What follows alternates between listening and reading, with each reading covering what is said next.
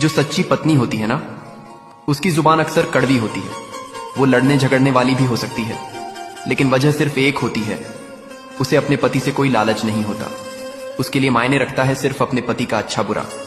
वो चाहे खुद अपने पति से कितना भी झगड़ ले, लेकिन अगर कोई और उसके पति के बारे में बुरा बोल दे तो वो इंसान उसकी नजरों से हमेशा के लिए गिर जाता है। सच्ची पत्नी ऐसी ही होती है। लेकिन अफसोस की बात यह है कि अक्सर ऐसे औरतों की मर्द कदर नहीं करते। यही ईश्वर का दिया हुआ नियम है।